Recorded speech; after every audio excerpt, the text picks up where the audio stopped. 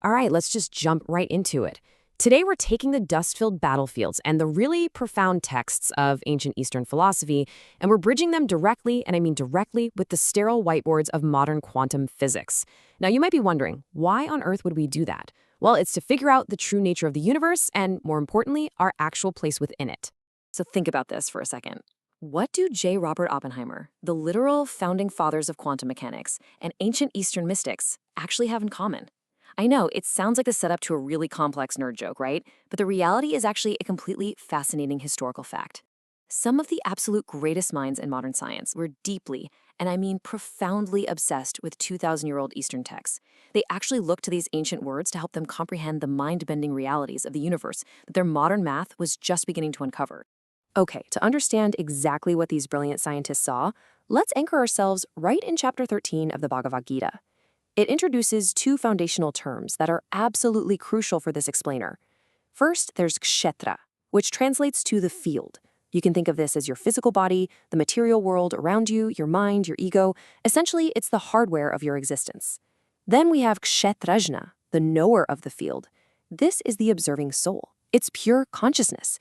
So if the body is your hardware, the knower is the software. It's the silent observer just taking it all in. There's a quote from Gita chapter 13, verse 27, that brilliantly illustrates this point. It says, "Whatever moving or unmoving being you see in existence, know it to be a combination of the field of activities and the knower of the field." So the huge takeaway here, the so what, is that the entire universe, literally everything you see, feel, and experience, is just a combination of the material world, the field, and the consciousness that is actively observing it. And this is where things get wild, because this ancient software-hardware dynamic maps perfectly onto a modern scientific translation. On one hand, we have the ancient concept of the kshatrajna, right, the conscious observer. And on the other, we have the famous quantum observer effect from modern physics. We've proven in physics labs, through things like the double-slit experiment, that particles, like electrons, can actually exist in a hazy state of mere potential. Like, they're in multiple places simultaneously until they are consciously observed. The literal moment they're observed, they lock into reality. Guys, the ancient text and the modern lab are describing the exact same phenomenon. So, knowing that we are the observer, interacting with this massive chaotic field of reality, it begs the question, how do we navigate it without getting completely lost? Well, to answer this, the ancient Upanishads give us this incredible story of a young, highly intelligent boy named Nachiketa. Nachiketa literally travels to the underworld to confront Yama, the god of death, and he basically demands to know the ultimate secrets of the universe and the afterlife. Pretty bold, right? So Yama, trying to test the boy's resolve, offers him all the wealth and worldly pleasures you could possibly imagine. But during this, Yama reveals a core existential choice we all face in how we interact with the field. There's Preyas, which is the pleasant. This path is super easy, it's tempting, and it's full of immediate but ultimately fleeting, worldly dopamine hits. And then there is Shreyas, the good. Now this path is tough. It requires sacrifice. But it aligns us with our true nature as the knower, leading to ultimate spiritual liberation. And Nachiketa, he wisely rejects the pleasant and demands only the good. To really visualize this difference between Shreyas and Preyas, because this is basically the ultimate cheat code to life, let's look at an incredibly rich metaphor from the Mundaka Upanishad. Picture a massive, ancient tree sitting in a quiet forest. Sitting on the branches of this exact same tree are two identical birds. I mean, they look exactly the same, but they are living completely different existences.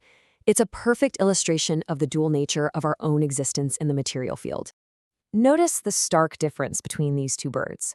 The first bird is super restless. It's constantly hopping from branch to branch, eating sweet fruits and getting all overly excited, and then it eats bitter fruits and cries in disappointment. This bird is endlessly chasing Preyas, the pleasant. It's reactive. But higher up on the tree sits the second bird. It doesn't eat, it doesn't react, it's completely silent, calm, and untouched by the storm of the world. This bird embodies Shreyas, the ultimate good, the pure observing self. Now, let's translate that restless bird chasing Preyas into the language of modern science. In physics, the second law of thermodynamics dictates that energy degrades over time, and systems naturally drift toward disorder. We call this entropy. Think of it like a teenager's uncleaned bedroom, just slowly drifting into absolute chaos. Well, our minds act the exact same way. When we act like that restless bird, chasing every temporary desire in the field, worrying about outcomes we literally can't control, we create immense internal friction. We're generating mental entropy. In ancient terms, this chaos, this friction, that is the accumulation of karma. But there's a deeper layer here. The first law of thermodynamics states that energy cannot be created or destroyed. It can only be transformed. And wow, does this map astonishingly well to the ancient concept of the Atman. The Atman is the ultimate indestructible essence of life. It's that silent bird. At our fundamental core, beyond all the mental entropy, we are this eternal, indestructible energy system. And this flawlessly explains the concept of death as laid out in Chapter 13. Look, just like burning a log of wood doesn't actually destroy the energy inside it, it merely transforms it into heat, light, and ash, physical death isn't an ending at all. It's just a phase transition. The old body, the old hardware is discarded, and the indestructible software, the soul, transforms into a new form. The total energy? It remains exactly the same. No energy is lost. Which brings us to a very, very powerful concept: zero. In the realm of physics, the third law of thermodynamics states that as the temperature of a system approaches absolute zero, entropy, that chaotic disorder we talked about, hits an absolute minimum. All that friction stops. The system reaches a state of perfect, unshakable order. We can actually synthesize this third law directly with the state of moksha, or ultimate liberation. When you consciously choose Shreyas, the good, over Preyas, you stop chasing those fleeting fruits. You realize you are the knower of the field, and your karmic noise literally drops to zero. You reach a state of perfect mental thermal equilibrium. Think of it like a high-end thermos. If you put hot coffee inside, it really doesn't matter if there's a freezing blizzard raging outside in the material world. The inside remains completely stable, totally unaffected.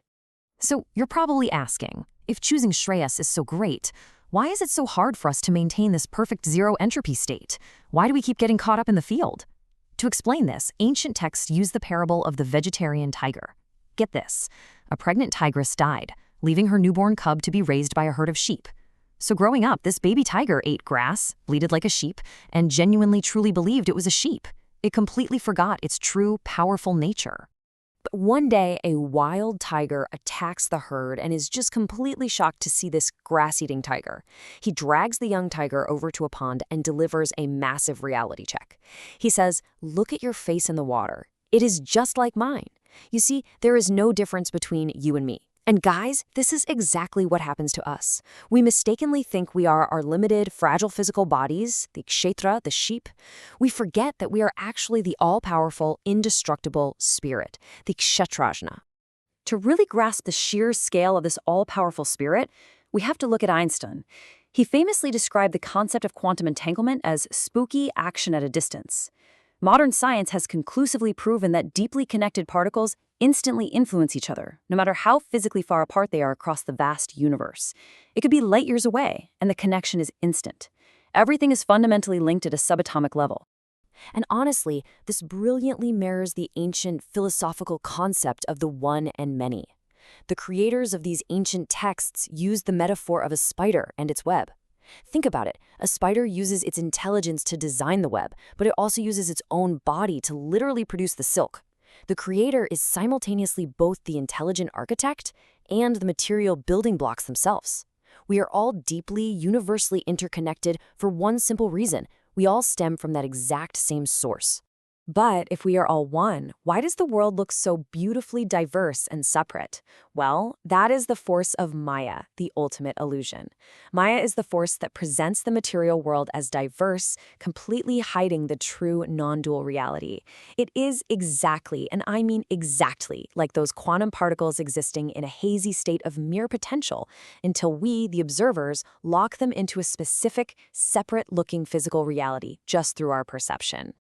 Okay, to tie all of this together, the field, the knower, choosing Shreyas over Preyas, entropy, and Maya, let's use one final, absolutely brilliant analogy from Advaita Vedanta.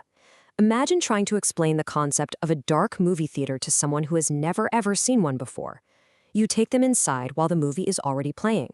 To them, the moving pictures just look like reality. It's a window into another world. They have absolutely no idea it's an illusion. Let's decode this movie theater together. Our ordinary, everyday consciousness identifies completely with the characters and the dramatic action playing out on screen. That's chasing Preyas. But look closer. The projector driving the film, that's our destiny and karma. The beam of light illuminating the pictures, that is pure consciousness.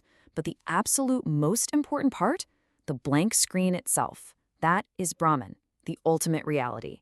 Without that silent, unchanging blank screen in the background, the movie literally cannot exist. Which leads us to a final, really provocative question. Are you the movie character frantically experiencing the drama, sweating the small stuff, or are you the silent, blank screen itself? By choosing Shreyas, the good, we step back, we drop our entropy to 0, and we realize we are the screen. Mystics deep in meditation and scientists working out complex math on whiteboards, they might just be using completely different vocabularies to describe the exact same magnificent, interconnected universe. So, what do you think? Keep exploring, keep questioning everything, and I'll catch you in the next explainer.